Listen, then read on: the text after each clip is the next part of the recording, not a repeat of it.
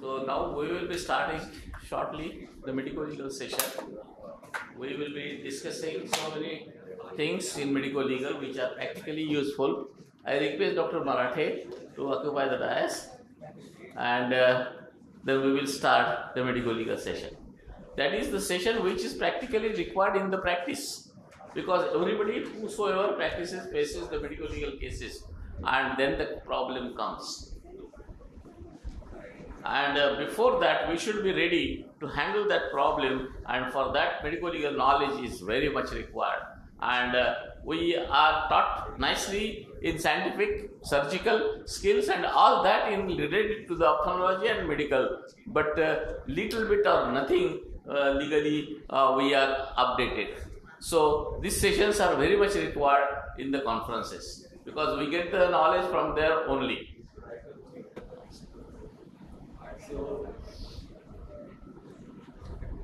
Let's get going with the first speaker of the day, Dr. Deshpande himself. He shall be speaking on causes of CPA Act 19 affecting ophthalmic practice.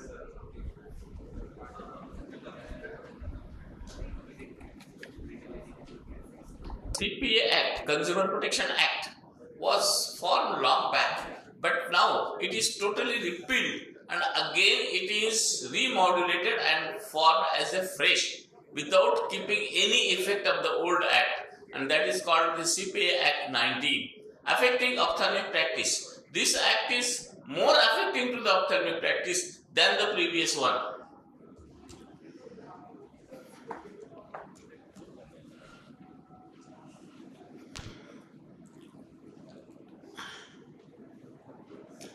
About me, here only I want to say that whenever there is a problem, just call me. I will be behind to all ophthalmologists of the AIOS to give their advice and support. The Consumer Protection Act was Act number 44, that is 219, and it was started from 20th July 20. The chapter 1 says there was a misunderstanding that it is not applicable to the ophthalmic practice because it is not positively included, but keeping a word not limited to, included all the services which are there except which are noted as not included, which are there in below. Now, the Consumer Protection Act 19 differs from the old act and its effects. What the clauses which are affecting more to the doctor practicing, that is 34(1), District Consumer Dispute Redressal Commission. Previously the limit was only 20 lakhs. Now the limits are not dependent upon the orders, where the judge can order anything in crores. Limits are limited on production of the bills, how much you have spent. Because this act is not specially meant for doctor, but it was specially meant for builders, traders and all that, whose bills are more than a crore. So they said that 1 crore, whatever if they have spent the limit, it will go to the district forum. But afterwards they felt that it is too much, and the central government has issued an order and it has made 50 lakhs. So the bills up to the 50 lakhs, the cases will go to the district forum, but the district forum is able to order more than even 1 crore, 2 crore, 3 crore as a damages. The state commission has the from 50 lakhs but does not exceed rupees 10 crores. So up to 10 crores bills spent by the consumer, that is patient, will go the cases to the state commission, and above that they will go to the national commission. As per the new act, the limit is dependent on the amount spent by the consumer, and that the limit of the district commission is 50 lakhs, which I have explained. So all cases in which patient has paid the bill less than 50 lakhs will lodge a district commission. So practically in ophthalmic practice at least, all the cases will go to the district commission. So there will be huge filing of the cases in the district commission. Another thing is that the National Consumer Redressal Commission area, as per their limits, the new act says that at the cause of action, And previously, where the incidents has happened, cause of action was there. That is, the hospital was the place where the area, that is that district, the case could have been lodged. But now, the cause of action or at the place of residence of or workplace of the consumer. If the patient from the Chennai has gone to the Delhi and taken the treatment, he will put the case in Chennai and doctor has to run there to face the case. It is very difficult. Or he can put the case online also, and doctor can answer online also. The effects will be the patient can lodge a case at his residence or place of work. So the patient of Chennai, just I said, to take long and the cases online, then the doctor can answer online also. The effects will be because of more and more electronic media used in the CPA, court's decisions will be fast, and as they will be with increased limits without any capture of the compensation and capping of compensation, and without any expenses to the patient, more and more cases will be filed with high compensation demand. So the amount of cases will go on increasing. Previously, CPS cases were rare, genuine, and with reasonable compensations. Because the patient, when he was annoyed, then only he used to put the case demands. But now, day by day, they will be more frivolous and will be for earning more money with the high damages. Because patient will think that why I should not earn the money, and the advocates also are thinking that if I take the 20%, 10% and lose the case, why I should not earn the money. So the cases are increasing and frivolous cases are more.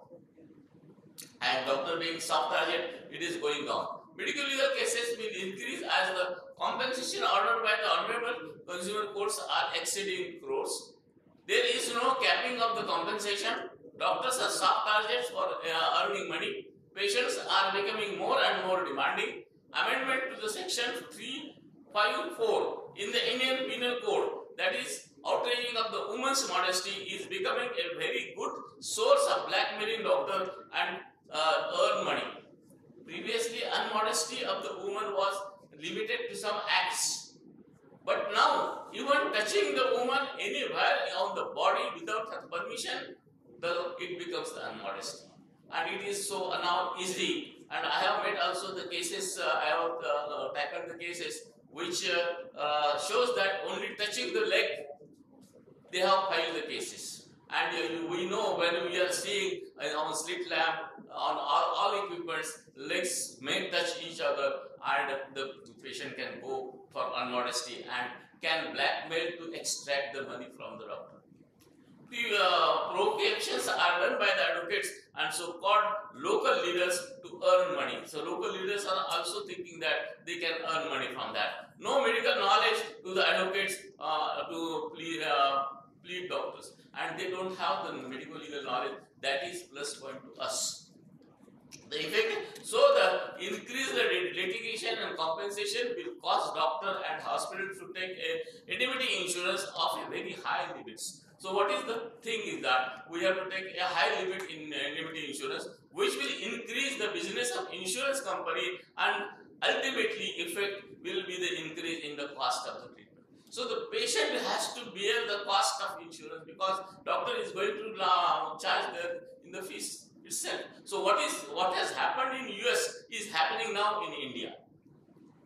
Such high compensations affect the clinical and personal life of the ophthalmologist. Apart from that, defamation may occur. So everybody is annoyed. Case is there. So he is disturbed. In future, young doctors will not be able to continue practice, and old doctors will come on the roads. Because if such insurance is not there and case is large and ordered, then it becomes very difficult.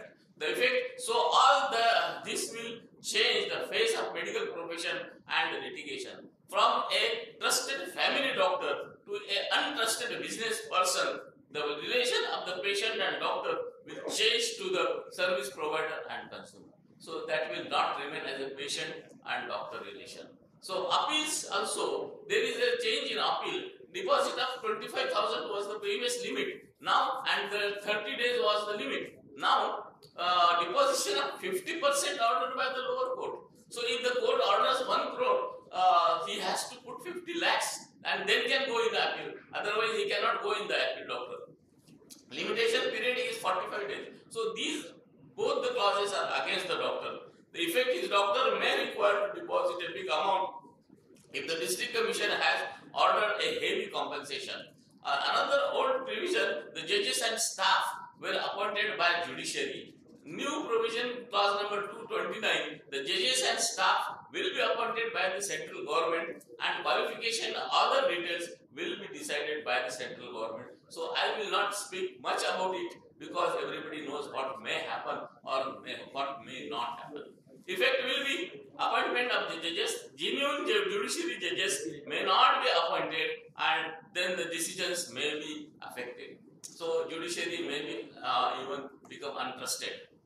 New clauses, clause number 36(3). If the complaint is not heard in 21 days, then it will be taken as admitted. So all the cases which will be taken as admitted, 37 1 through and clause 74 affects first hearing, the complaint will go to refer to the moderator. So as soon as the first hearing is there, the case will go to the moderator and the moderator may decide with the both the advocates and compromise. If the case is for 1 crore, he may compromise for 50 lakhs and 50 lakhs, the doctor may think that's okay, insurance company is giving me, let the go. And then what will happen of that 50 lakhs, I will not say. Consumer, all these cases will be admitted and will be sent to the mediators. So, clause number 49 and 53, any terms of contract which are unfair to the consumer can be made null and void by the state or national commission. So, this is another which is against the consumer can be made null and void by the judge. He can have the discretion. Clause number 35, product liability action may be brought by complaint for defective product that is service. Previously, negligence was only there and to prove the negligence was very difficult.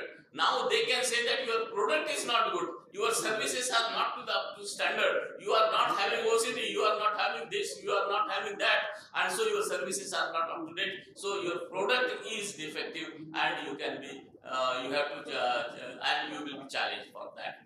In clause number 49, any terms of the contract which are unfair to the consumer can be made null and void. And up till now, no new negligence was the only source. Now the service provider.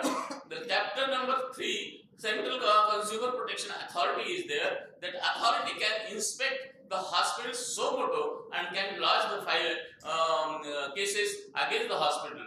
The cause investing authority, the central authority shall have an investigating wing headed by a director general. So what will happen? That will bring the authority as a Raj, that is, they can control us and can trouble you at any time. Thank you very much. Thank you, Dr. Deshpande, for that enlightening talk. How Consumer Protection New Act 2019 is more dangerous to us practitioners compared to the earlier CPA Act. We are more vulnerable. We need to take safety measures, safeguard ourselves with a better indemnity cover, and move about, and that ultimately puts the burden back on the patient. Our next talk is on medical legal issues in ocular trauma. I invite Professor Indramohan Rustagi to speak.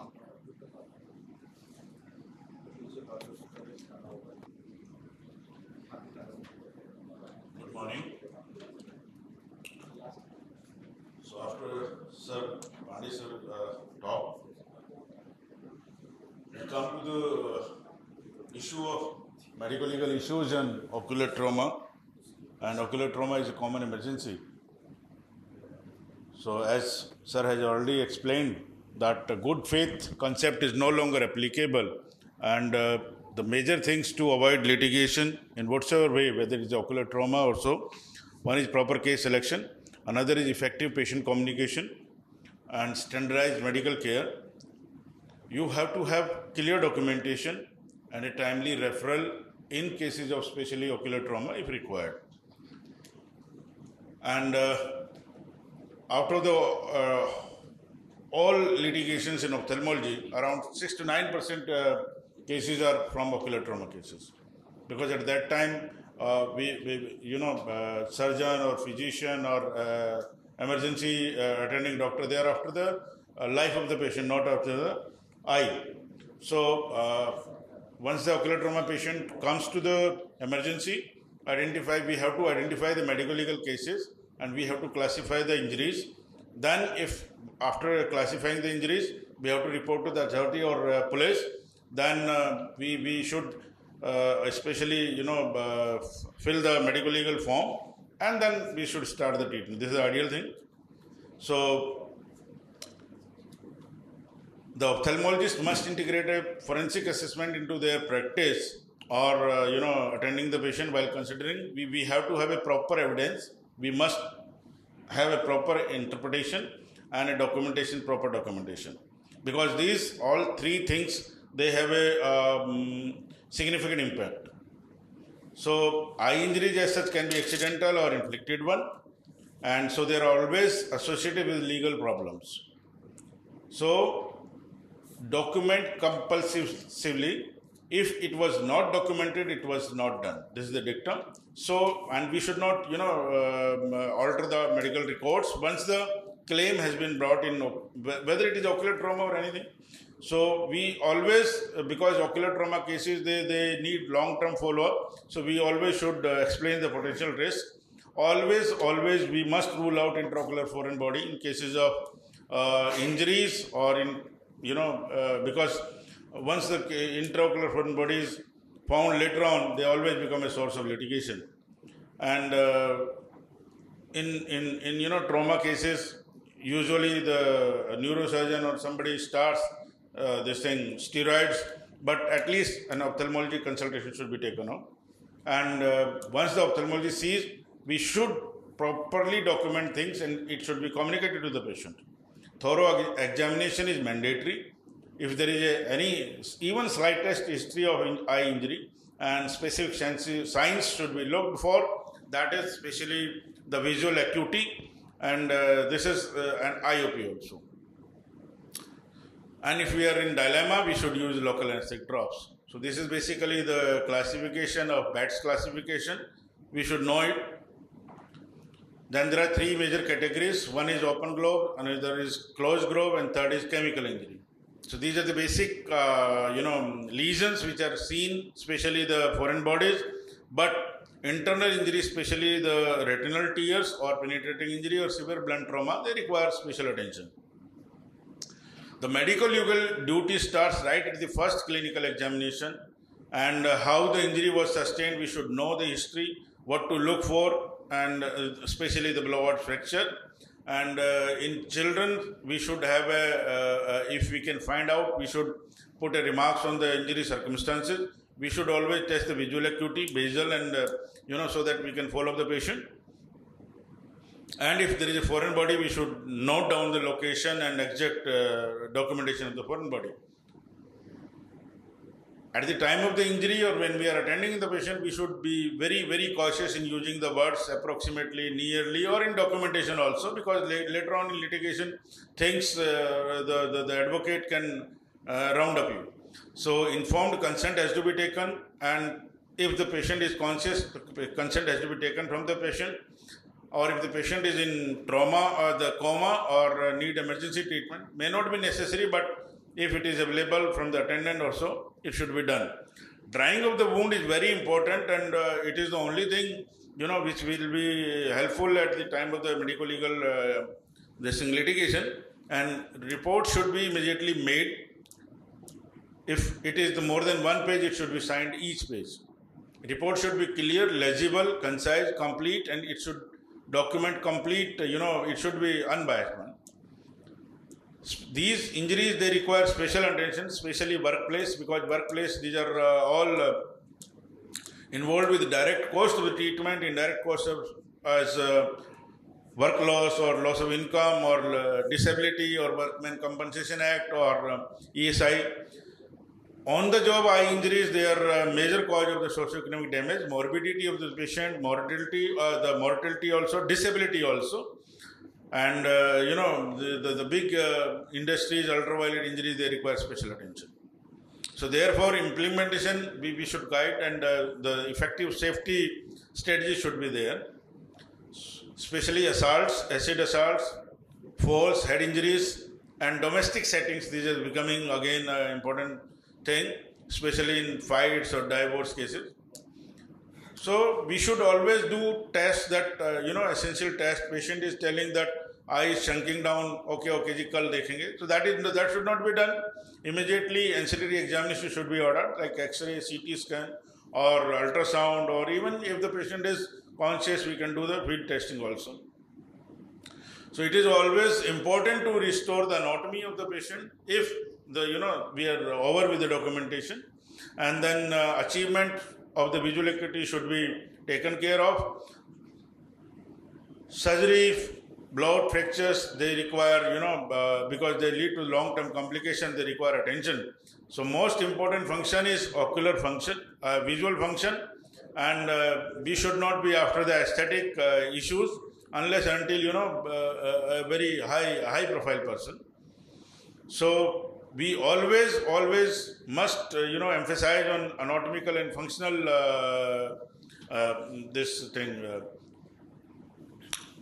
capacities of the patient. For acuity, near acuity, visual fits, they can be part of the same injury, so they should be taken care of. Ophthalmologists must have the skill to interpret trauma mechanism, and they should be able to correlate at the time of the medical legal examination, or that is the time of cross examination also. And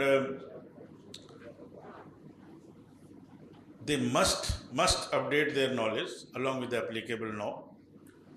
Especially practitioners, they should be specialized in these particular problems. Only then they can become experienced. So, that thing is required attention. So preventive steps, like there are 4 preventive steps. Primary prevention step, if the cases of ocular trauma has been filed, we should, avoid the complaint being filed. Then you should, if you have proper records, then that will be protect you from, being held negligent. Then third is financial consequences. You should have indemnity policy. And fourth is psychological stress. You should be strong enough. So while industries, we should, if you are a professional ophthalmologist or some kind of the industry advisor, you should advise this thing to the industry that occupational injuries should be avoided. School children, they should be educated, by giving lectures and public awareness also. Thank you. Thank you very much. Thank you, Dr. Inder. He has nicely explained the medical legal on trauma cases. Thank you very much. Thank you, sir. I request Dr. Nirmal Frederick to give his talk. He will be speaking. So many problems are there with the medical legal and the accreditation, NABH accreditation. And so what are those problems and how those can be solved? Whether the records are different or the same, and whether the NABH records are sufficient for medical legal also. He will explain all in detail, so we will be easy how to deal with the cases. Narrated about the new CPA Act and how services are not standard because it is not accredited with NABH. Yeah. So that can happen now. Previously it was not there. So even accreditation becomes necessary when you are starting the practice. So good morning, and thank you, Chairperson and AOS for this wonderful opportunity. So after hearing the previous 2 talks, which focus on the legal issues, so we all know that educated, qualified, and well-informed professional take preventive measures rather than going through all this horror activities. Let's see how we can address medical legal challenges and prevent them with the use of accreditation standards. So I'm Dr. Nirmal Frederick. This is my financial interest. I'm in a honorary capacity with NABH as the AC committee member and principal assessor of Quality Council of India. Right, so we have to understand these 2 points. Why do patients complain? When the standards are not followed. The standards is known to them only by comparison. They are not professionally qualified, they are not technically qualified, but they generally compare with the other care providers. So either that is not followed or they perceive that they are not followed. And we all know standards are everywhere. Accordingly, even in medical service, we have certain standards. And this is the important truth. Happy patients don't sue their doctors. So let's see how we can keep the patients happy as well as ensure that standard of care is followed. So these are the basic tenets of healthcare. One, it should be safe. So we have to avoid harm to the patients. So no harm is the basic principle in healthcare. And it should be effective, right? There are so many guidelines and evidences in medicine, so we have to follow them. The third aspect, it should be patient-centered. Very often it is provider-centered and now it is insurance-centered or payer-centered. So we have to ensure that it is patient-centered and it is responsive to individual needs and values. We have to customize the therapy as per the needs of the patients. And this is the most important thing, timely care. So we have to reduce delays on providing the medical care, and we also have to avoid waste, that is over testing or over prescribing. In terms of usage of equipment as well, we need to ensure that we use them diligently. And it should be equitable without any bias. So once we understand these basic tenets, we have to follow the standard of care, which Dr. Deshpande has already spoken about. So these are some of the acts of omission, that's failure to perform essential tests before any surgery. Give appropriate advice, so that includes counseling and consent to the patient, and that is informed consent. Maintain aseptic precautions in the OT. This is basically our responsibility and duty. You have to ask something about the drug sensitivity and rule out certain other ocular pathology which can compromise the outcomes. And you have to ensure that patient is furnished with written or detailed information, either a summary or reports. So generally we classify the medical legal issues faced by ophthalmologists and eye hospitals on. So these are some of the unique things to our specialty, outreach camps, so particularly cluster infections. And we have daycare surgery, so there are certain follow-up issues. Once you do the surgery, patient goes home and in the immediate period they can develop some problem. And we have multiple ways of providing service, paid service, free service, charity units. There is always some conflict here and there. And of course, with insurance coming up in a big way, the documentation and follow-up issues. And a lot of technology and advancements. One provider promises a huge thing with advanced technology, and some providers may not be using it. And most often, when we are using counselors, they are over-promising the outcomes. So these are the classification. First is the failure to comply with the legal and professional responsibilities. The next one is the problem in patient safety. So when they are harmed, they question the hospital or the doctors. And most often it is related to administrative non-medical issues, particularly tariff and billing related. And the fourth one is failure of communication, inadequate counseling, consent and medical records. So what are the issues with the first part, failure to comply with legal responsibilities? We learn a lot about medicine, we learn a lot about ophthalmology, we learn a lot about surgical skills. Unfortunately, most of us are under-informed or not informed about these regulations and protocols. So you have to ensure that we understand this standard requirement and licensing requirement. So the accreditation actually help us to understand the regulatory requirements. So many of the doctors are ignorant, so ignorance is not bliss. So compliance is also difficult, so we tend to overlook at the compliance part. So we also have to go through various issues like the corruption and also a complex process. So in NABH standards, so there is an objective element. So there's a mechanism to regularly update licenses, registration and certification. So once there is a standard operating procedure on this or a follow-up Excel sheet, so if you go and look into it, you get all this data. You'll know when to focus or initiate action for renewal, and whose responsibility is this?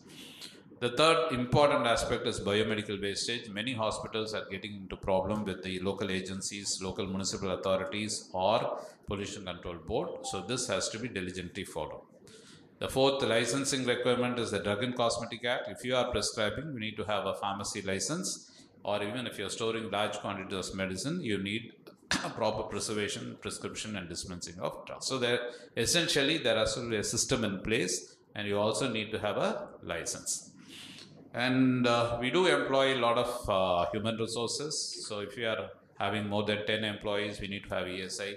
More than 20 employees, we need to have Provident Fund, and also other systems like professional tax, gratuity, the Minimum Wages Act, the Maternity Benefit Act if you are employing a lot of ladies, the Payment of Bonus Act, and Wages Act. So the HR standards help us to not only understand but also ensure compliance. The sixth one is for the doctors and nurses. So basically we have to ensure that the code of ethics is followed by the medical and nursing team. Now it is also coming up for the paramedical personnel. So if you have a lot of optometrists, you have to ensure that they are registered and they follow the licensing norms. The seventh aspect is the rights of the patient. We have to respect the right of the patient, particularly with reference to informed consent. This is where most of us get into trouble, because the consent is got by a nursing staff or optometrist just before the surgery. We don't explain, they don't understand the process as well as risk-benefit alternative. And it is obligatory under the RTI Act that service providers provide all the information reports to the patient on demand. The second major aspect of medical legal issue is the patient safety, care management related issues. We have to focus on having a safe infrastructure. It should also focus on providing timely emergency services and safety for the patients as well as our staff, particularly with reference to fire and non-fire emergencies.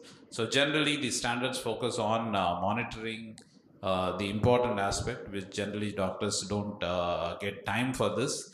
So it's always important that if you have a CCTV camera, surveillance should be easy, have water tanks to be clean, biomedical wastage to be monitored. And the third important aspect is the standard billing and transparent tariff. So accreditation standard focus mostly on transparency in this part and also timely care. And the last part is the consent communication. Apart from that, cost, and you also need to have a mechanism for complaint and feedback. So if you have a system in place, you understand why the patients complain and try to address at the initial level itself, so you can prevent most of the medical legal challenges. So this is very, very important. Most successful doctors are expert in these three. So not only the cataract CCC, but also in this CCC, that is consent, counseling, and communication. So mistakes we cannot defend. So the accreditation standards ensure that we don't commit these mistakes, because these are all preventable. And if you have a checklist on this, it's easily documentable. So this is the surgical safety checklist, what we focus on. So it's not only for cataract surgery, for any eye surgery, it's a sign in, time out mechanism, and also sign out. So this ensures easy documentation and follow up. So these are some of the statutory documentation that will help us in the court of law. Maintaining good medical records is very important, and accreditation standard focus on this important documentations. And so how accreditation helps? We standardize the process, ensure compliance with the regulatory requirements, repeated training and education for the doctors as well as the staff, and risk management is important. We presume that there are no risks, but there are potential risks. If you can identify, we can mitigate them at the early, and continuous quality improvement, because accreditation by its nature, it is not one-time affair, it is a continuous quality improvement measures. So good infrastructure is directly proportional to safe care, process documentation, I'll take just 1 minute more, soft and communication skills, licenses in place ensure safety in facing medical legal challenges, and good structure and process gives good outcomes. So basically standards help us to keep the safety and quality for the patient. It helps to reduce the risk and automatically improves the quality. So accreditation standards to prevent challenges basically focus on standard of care, the communication with the patient, and also the ethical aspect. So all these problems what we are going to face may not will be able to prevent since they become guidelines. So thank you so much for your patient hearing, and thanks for the opportunity once again. Thank you, Dr. Nirmal Khatri, for the wonderful presentation. You are the NABH accreditation specialist, and from that angle, your talk was very much informative. Now, about the next speaker in line is Dr. Manoj Chandra Mathur, who is from Telangana, and he will be speaking about the consents. Consent is the thing which most of the doctors and patients and hospitals they are taking care of, but there are some instances where consent is taken as casual one. And when consent is taken as casual one, there were some issues, medical legal litigations were there. So how and why consent is important and value of consent in relation to ophthalmic practice, importance of that will be delivered by Dr. Manoj Mathur. Over to you, sir. Yeah, good morning everybody. It is my privilege to be speaking amongst you all today. Thank you AIOS for this opportunity. Thanks Dr. Deshpande for giving me this inviting me to present this thing. Basically the consent, the importance of consent, the definition of various forms of consent I shall be dealing, and the value of consent will be dealt by the next speaker, Dr. Pankaj Varshney. So I am Dr. Manoj Mathur from Telangana. The definition of consent, abridged in one sentence, if you want to define consent, it means to agree the same in the same sense. Any medical setting, decisions have to be taken often. Doctors need to reach out, a diagnosis, then decide which treatment makes the most sense based on the patient needs. On the other hand, the patients must evaluate what they hear and make decisions about whether to pursue a specific course of treatment, seek a second opinion, or refuse a suggested procedure. In some situations, these decisions are made quickly if there is an emergency. Basically, the medical legal issues revolve around these three aspects: the legal aspect, the ethical aspect, and the administrative compliance. The legal aspects involve protection from assault. Assault need not be only physical, it can be otherwise. Preventing unwanted procedures, and on the ethical front, to protect the autonomous decision making and to support the patient defined goals. And in order to achieve these ethical and legal issues, we need to have administrative compliance. The document that parties were involved in the informed consent process is absolutely essential for any surgical procedure. And this provides efficient safeguards to ensure nominal fulfillment of ethical and legal requirements. So, what is free consent and the capacity to enter into a contract? The patient or his guardian gives assent to a proposal by a medical expert is deemed to have given consent. A child is not considered competent enough till she attains the age of majority.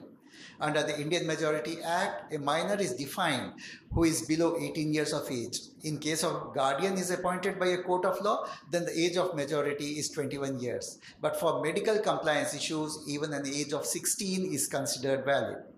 A person is considered competent if the patient has attained the age of majority. A person should be of a sound mind and should not be disqualified from contracting by any law to which he is a subject. The modes of consent, basically, consent is obtained in writing whenever surgical operation, major treatment, or diagnostic intervention procedure are to be done. In the present scenario, a video recording of the counseling can also be documented, and that's as a good safeguard. Coming to the types of consents, we need to understand which a few may be interrelated as informed consent, what is a valid consent, what is a free consent, what is an implied consent, what is an express consent, and last but not the least, what is an implicit consent. So to understand these, there are informed consent. When a patient is informed about the nature of the problem, manner of the treatment, chances of failure, and the risk involved, etc. You have explained the entire procedure prior to obtaining his consent. It can can be said that the patient has been properly informed, and that consent is known as an informed consent to the proposed treatment. In the present day situations, as I already enumerated, a document proof of counseling by a photo or a video can be considered. The patient should be counseled in his/her preferred language, and the signatures obtained in the consent sheet should be preferably with the same ink, and that also acts as a good document that the patient has understood at the doctor's counseling process, and the doctor has explained to the patient. The same ink signatures go a long way to document a full proof consent. And this informed consent also acts as a valid consent. And what is a valid consent has to be free from undue influence. That means there should be no coercion, etc., and should have been obtained when the giver of such consent was in a sound mental condition. Sound mental condition is when the patient is in a position to understand the consequences of the act or incidents which follow his consent. An unsound mind, if a person is lunatic or under the influence of alcohol or drugs, that consent is invalid. The free consent again is a part of its validity, and free consent is defined as the one which is not induced by undue influence and coercion like a valid consent. But here there is additional clauses like misinterpretation or fraud, etc. You are not supposed to promise the bone to the patient, misrepresent the case to the patient, or commit any fraud. And what is implied consent? When the consent is given by the conduct of a person is considered as an implied consent. Here the consent is presumed by the circumstances or the sequence of events. That means, if you take an example, in an accident case, the patient has fixed appointment with the doctor, replied to his queries, subjected himself for examination, is considered an implied consent. If he or she has not given her consent, he or she doesn't have a right to be subject herself or himself for all these procedures. However, due precautions need to be taken for invasive investigations, procedures having serious side effects, and surgical procedures where an informed consent needs to be taken, and the doctor cannot just rely on an implied consent. The express consent is given in writing or expressed in words. Such consent protects the doctor. That means the patient should be informed about the nature of the condition he or she is suffering from, the treatment options, whatever the treatment options are available have to be enumerated to the patients, and the advantages and disadvantages, associated complications and risks are explained to the patient properly. For this, AIOS has released a consent form book, and that has been translated in various languages, and the consent forms are available for almost all major procedures involving ophthalmology, and you all can access these consent forms from the website of AIOS, download them, take a printout, and use those forms for a proper documentation of all types of consent. Last but not the least, the implicit consent is when consent is considered implicit in emergency or in critical cases such as road accidents, etc., where the patient is not in a position to give consent due to age, physical or mental condition. Here the consent of the next of kin is valid, and here it is that implies that it is an implicit consent. So in synopsis, as I repeat this slide again, consent means to agree in the same sense. You have to take care of the legal aspects about the consent. You have to take the ethical standards, maintain ethical standards, and think about the autonomous decision making that you suggest to the patient, and you have to support the patient-defined goals, give liberty to the patient to either to go for a second opinion or to stick to you for consultation. And on the legal front, this prevents you from a possible post-operative assault from the patient, either physical or mental, and it prevents unwanted procedures and by properly informing the patient. And this results in proper administrative compliance. That is a document that again the parties were involved in the informed consent process, all the 6 types of consents that I have enumerated, and these provide efficient safeguards to ensure nominal fulfillment of ethical and legal requirements. Thank you for your patient hearing. Thank you, Dr. Mathur, for giving a nice information about the consent. He has explained everything about the consent. and what is in the practice. Now, Dr. Pankaj Vaishnav will speak the value of the consent, what is in the court, because ophthalmic practice consent is there, no doubt, but the value in CPA court is different, value in criminal court is different, and so how it is valued in different courts, he will be telling about, and particularly in the consumer court. Good morning, everybody. I am Dr. Pankaj Vaishnav from Delhi. I am DOS executive also. Consent, about consent, my previous speaker has explained everything is in detail. Briefly, when two or more persons agree upon the same thing in the same sense, it should be voluntary, free from coercion, fraud, undue influence, misrepresentation, mistake, and by an adult. Consent is a protection. It protects from civil and criminal liability, but it does not give total immunity if complication is due to negligence. It is a rescue to the doctors, and it is accepted as an evidence in courts. Denied consent should also be recorded. It is to be recorded by the doctor, not by the paramedical staff. In the same ink, without any cutting. There is no fixed format, but it can be accepted. All formats are accepted. When doctors say there is no time to write consent, they spend more time in court cases. Types of consent, you already know, implied and express. Express written consent is required in major diagnostic procedure, general anesthesia, surgical operations, intimate examination, determining age, potency, and virginity, medico-legal cases. Informed consent is the one when doctor gives all relevant information of the disease and treatment to the patient in a language that he can understand about benefits of the treatment, risk of the treatment, alternate treatment available, no treatment risk, and documentation with signatures of patient, doctor, and witness. Consent should be procedure specific. It should not be general consent. It should be in the same ink and at the same time. No cutting, no overwriting, no abbreviations. Exception is therapeutic privilege. Exceeding consent, proxy consent, emergency consent has already been explained. Consent is not required in emergency, notifiable diseases, armed forces, new admissions to prisons, and request when it is requested by the police under section 53(1) CRPC. Now, who is the witness to consent? It is the person who attests or testifies the fact when there is dispute between the doctor and the patient.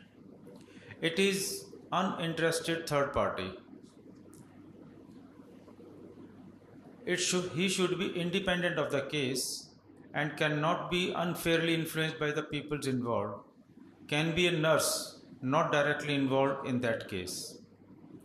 Types of witness include signature witness, witness to a consent process who attest fact that information. National Consumer Disputes Redressal Commission says that fixed pre-printed forms for informed consents come undertaking by hospitals is unfair, deceptive, and amounts to unfair trade practice within the meaning of Section 2, Part 1, Part R of the Consumer Protection Act. In continuation, it said that the main body of the form is pre-printed and fixed. It can fix into any procedure, any doctor, any patient after filling up the blank spaces for that limited select handwritten entities. So there should be separate fixed format, separate consent for each procedure, because such forms can be misutilized or misused after filling up the blank spaces. I will give some important few cases, and after that I will explain who is the main witness. In Shantaben Patel case versus Breach Canteen Hospital, National Commission said that doctors take risk with informed consents, and every operation has inherent risk. It cannot be controlled or avoided. In Shyamlal versus Dr. O.P. Naik case, National Commission said that endophthalmitis is a known complication of cataract surgery and it is done with informed consent. Surgeon who does not have endophthalmitis is the one who does not operate. In Dr. S.K. Junjunwala versus Dhanvantri Kumar, Supreme Court said that patient failed to prove negligence. So consent is included when the patient was shifted from lap to open surgery. In Samira Kohli versus Prabha Manchanda, Supreme Court said there is no written consent, no negligence because it was a technical mistake. So even if consent is not there, this case can be documented in court of law that in this case, Supreme Court has given a decision that even without consent, there was no negligence because patient got himself operated, relatives were sitting outside the operation theatre, and for 10 days before filing complaint, they did not find any complaint for operating without consent. Thank you. But after moving out, I would like to say one thing that in court of law, consent is testified by witness, and in almost 90% of places, witness is relative of the patient.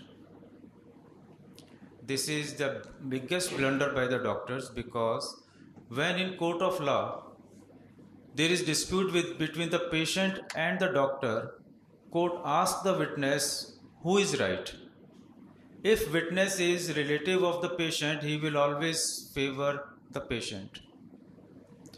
So, keeping witness as relative of the patient is the biggest blunder. One should not keep it. Thank you.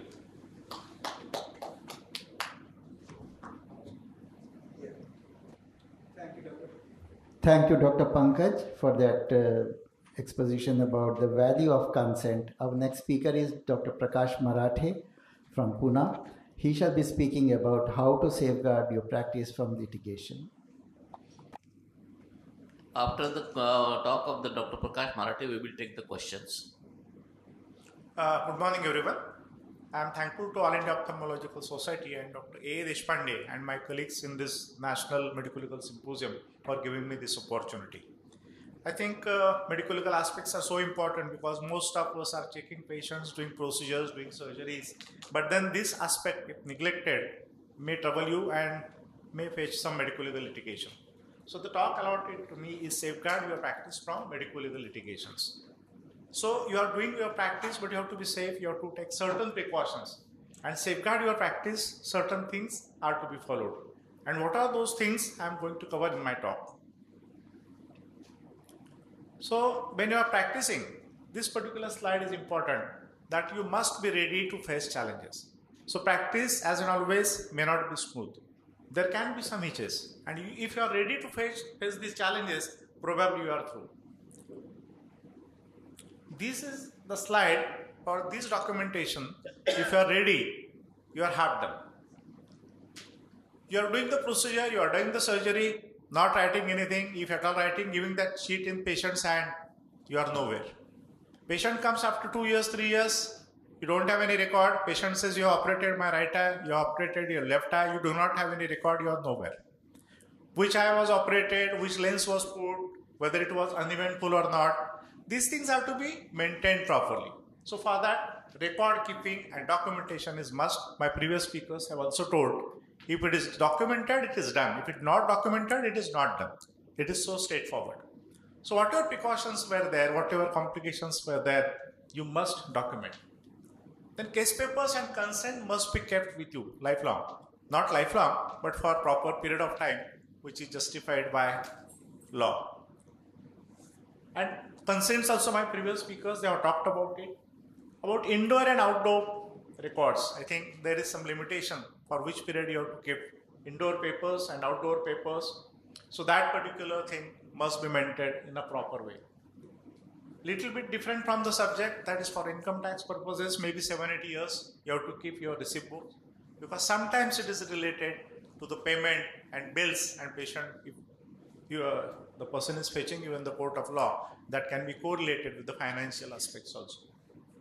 Profession tax is the routine thing. Your practice is fantastic. Nobody is complaining about you. Patients and relatives are happy, but not paying profession tax. one of my senior office bearers in Maharashtra not paying profession tax on time, and it was just 2,500 per year. He had to pay more than lakh of rupees because he was not keeping that profession tax payment in a nice way for few years. So don't be complacent about that.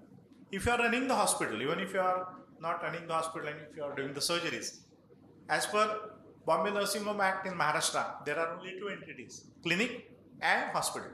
So there is no entity in between, that is the daycare center.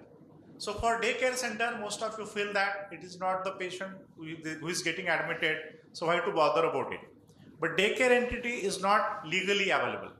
So it has to be the hospital registration, perfect and proper with corporation authorities and government authorities, because that can be in trouble.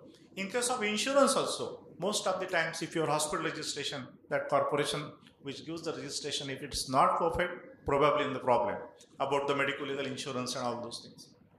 Then professional indemnity insurance is the thing which is must nowadays. In the past, it was in thousands, lakhs, and nowadays the days are come. You must have heard few awards were given in crores of rupees. So be careful, and professional indemnity insurance must be there for personal as well as hospital personnel. It must be continuous, functional, with retroactive date and continuous professional indemnity insurance. It shouldn't be break in between. Then about administration, you are busy in your own practice, like consultations, surgeries, and you are not looking after the documentation. So somebody has to be there for administrative purpose to look after these things like insurance, cashless, TPA, NABH accreditation, SHOP Act in some of the cases. PCPNDT, you must be wondering why PCPNDT I have written. PCPNDT basically is the problem with obstetricians. But in India, it is a worse scenario. It started in Pune. They gave us the notice for Pune Ophthalmological Society that to start registering your A scans and B scans.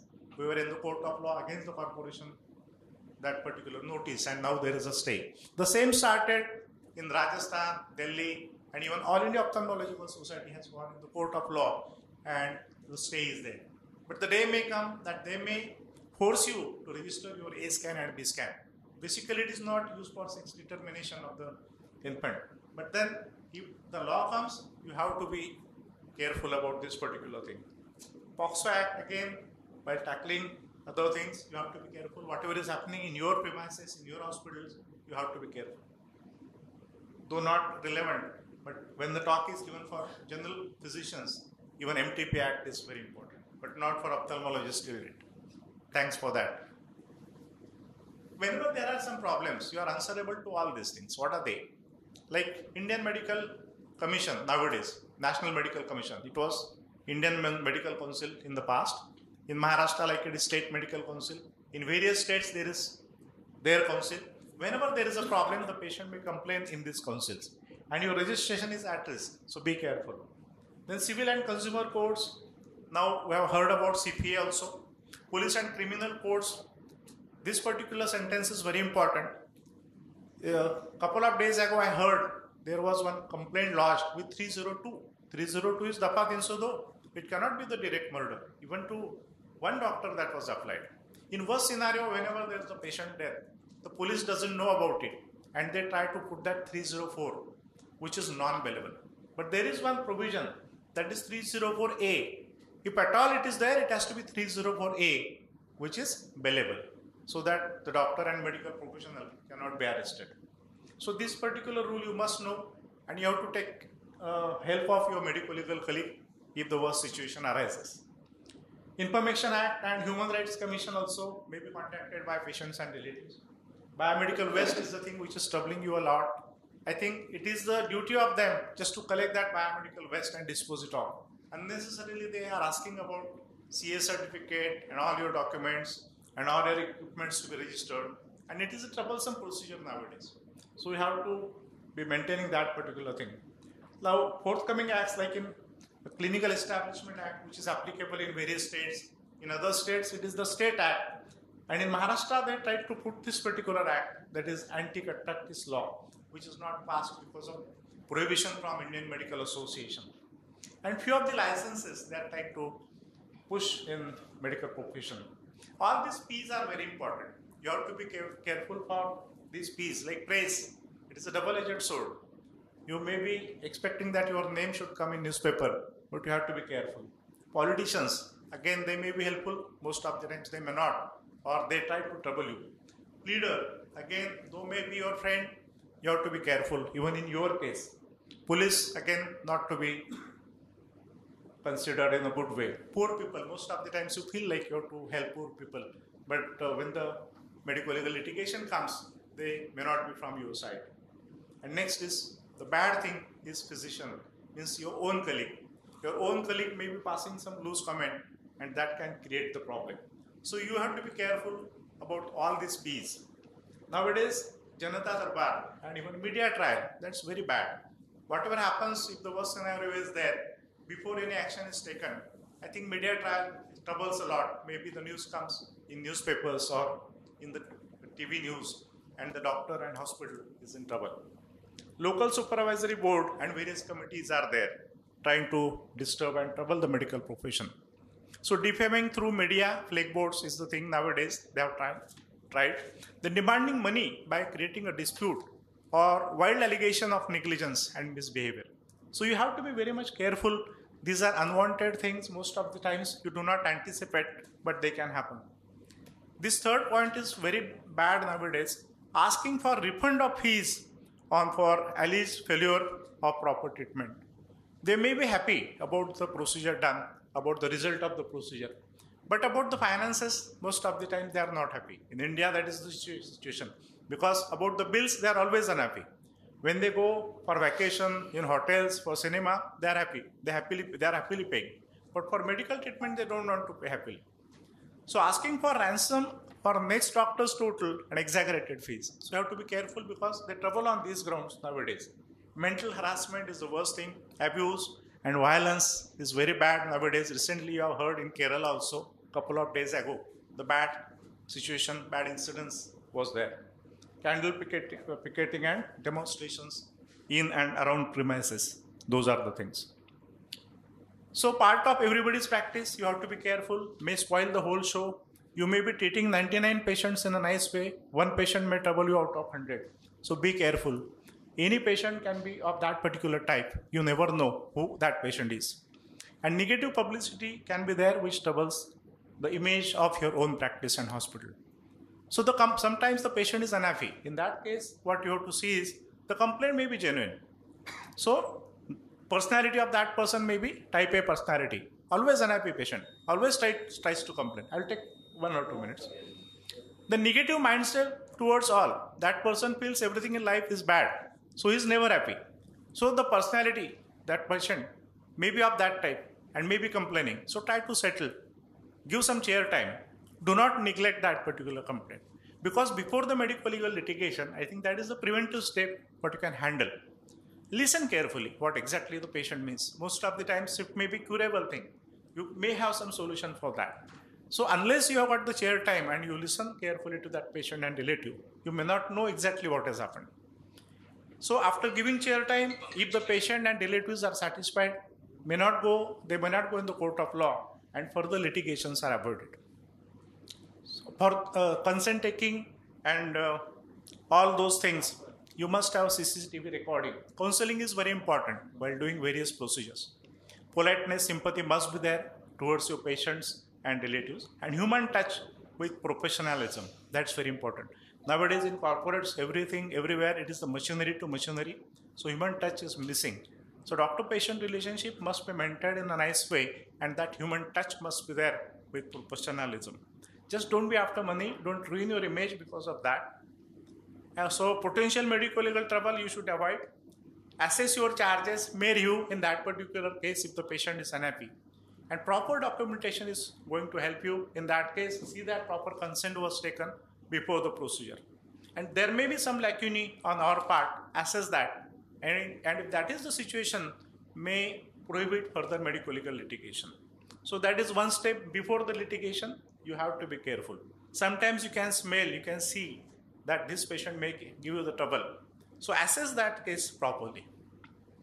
So take staff into confidence in that particular case, because the patient directly doesn't come to your chamber, may talk to your receptionist, may talk to your staff. Then sometimes in some cases, re-procedure may be needed. Do it if needed. Choice of second opinion also can be given to the patients and relatives. Your other colleague who is genuine may be giving proper second opinion. And potential violence scenario may be there in that particular case. Avoid that. And if needed, may inform the police. So in that case, what you are supposed to do, be members of various professional bodies like Indian Medical Association in your city, in your state, All India Ophthalmological Society, state societies like Maharashtra Ophthalmological Society, local societies like Pune Ophthalmological Society. And sometimes you can be associated with various clubs like Rotary Club, Lions Club. And political people, they have got their own career. You can have your friends there, but they can be enemies also. Be careful. So because policies are decided by these people, political people.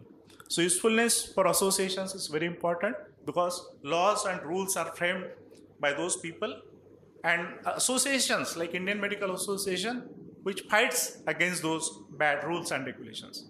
So all this, I wish all of you to have safe and good practice. Thank you. Thank you so much. Thank you, Dr. Marathe, for giving how to avoid the litigation. Now we will can ask call the questions. Please give a mic. So for the same ink consent, so you have to write down the consent with the same ink, and you have to take the signature of the patient with the same pen.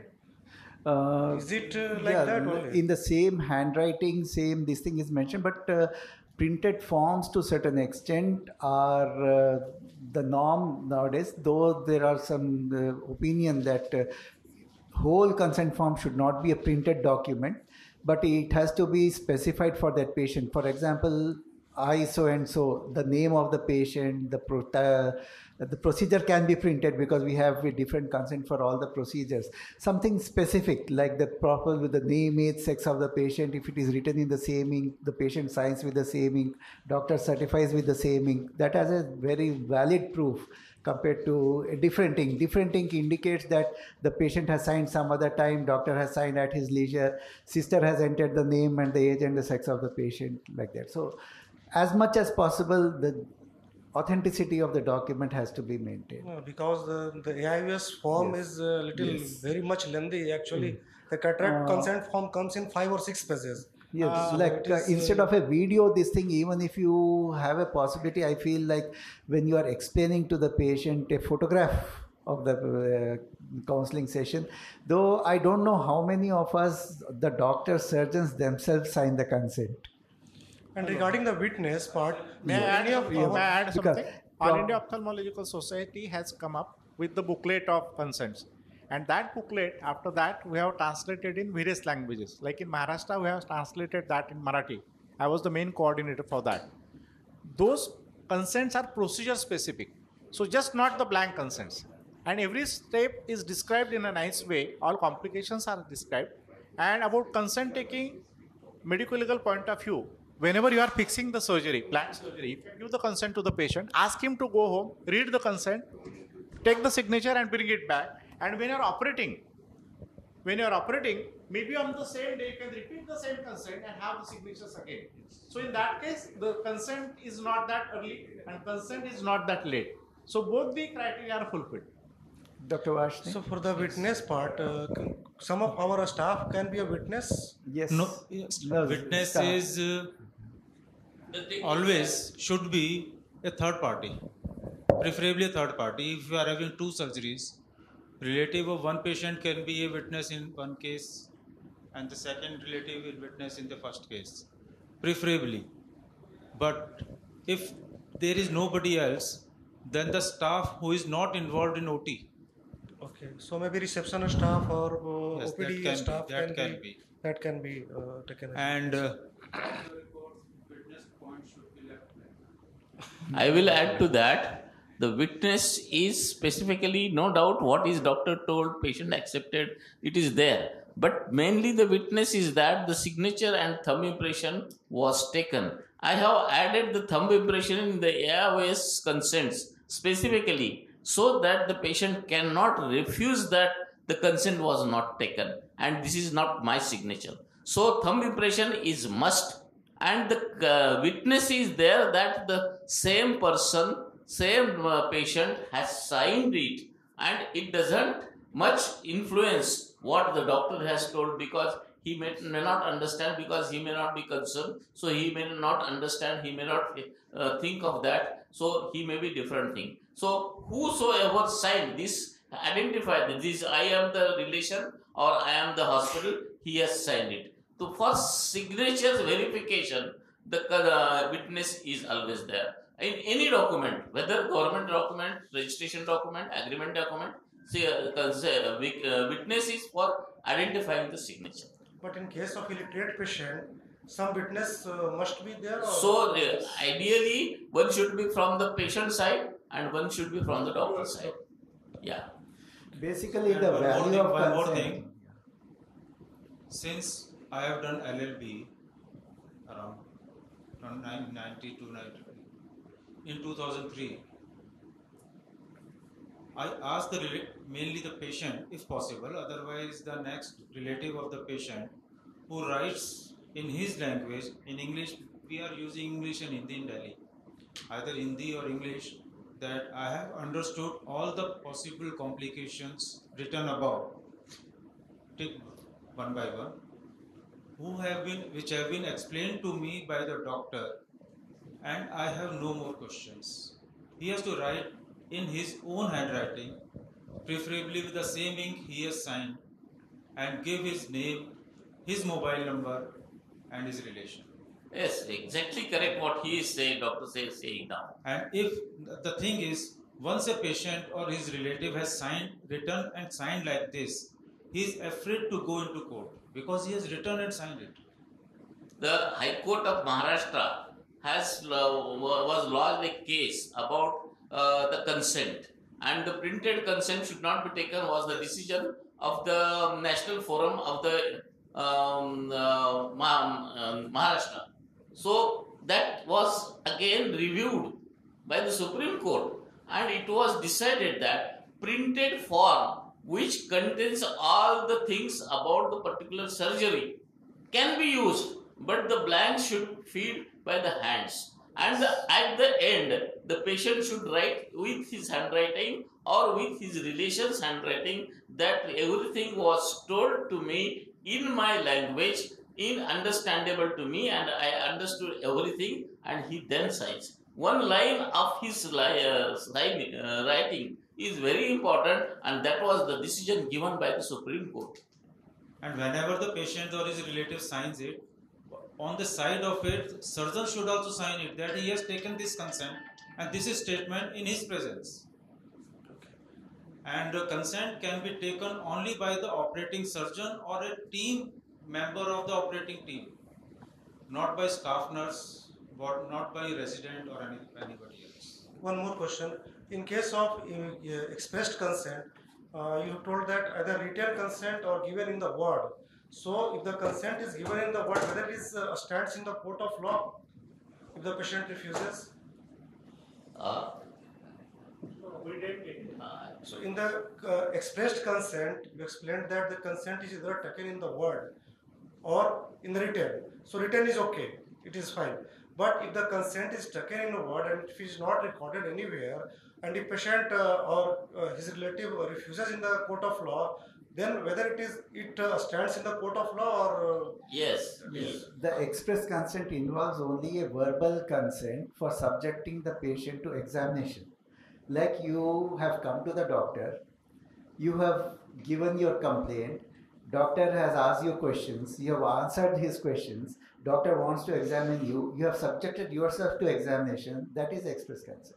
But the moment you suggest a procedure or an invasive diagnostic procedure, then proper consent has to be documented. okay. I have met a case in such circumstances in which there was not a written consent and verbal consent was given by the patient. But fortunately, when putting the case on the doctor, he has expressly in his complaint that doctor told me that this is going to be this thing, and I am applying this instrument for purposes. And then he complained that because of that instrument, such thing has happened. So, if the complaint, the advocates say that there was no written consent, that was not accepted by the court because the patient has himself agreed that it was told orally by the patient doctor to me in the operation theatre outside. So such things also happens. So it's a variable thing. What is the complaint itself put in the court matters a lot. What wording they use matters a lot. So should we write on OPD paper also the consequences? Yeah. Every time you should write the OPD paper and take the signature. Yeah. No, for any procedure or Any like procedure, any any minor procedure The also. patient is not accepting your advice that this procedure is to be done, and which is important from your point of view. You can write that this procedure was advised to the patient, and patient denied. And take the signature. And write down below that. Patient may or may not do it. And below that, you have to write that patient is refusing to sign below this. Okay. Yeah. Because patients usually don't sign on this thing. And what my procedure is, suppose it is written on my case paper, that suppose you scan is advised. When the sheet I give to the patient, on that also I write advise UH. So that in patient's record, also it is a proof that I had written on that paper that it was advised. And one more thing about video consent. According to Indian Evidence Act, all video and audio evidences are accepted in court of law only if they are submitted as an evidence in any court before 5 p.m. of that date and up to 12 of next date if it is taken after 5 p.m. So, if you have taken a video recording of a consent and if you produce it as an evidence in court of law after 3 years and you have not submitted it as an evidence in any court, it is not acceptable. I didn't get it, sir. Like, Not acceptable. No, I didn't get it. Like, are we supposed to submit all video consent? Yes. Or register or something? As per Indian Evidence Act, clearly written that all videos and audios will be accepted as an evidence only if they are submitted and deposited in any court as an evidence before 5 p.m. But whenever there is a case, not for routine all videos we have, right?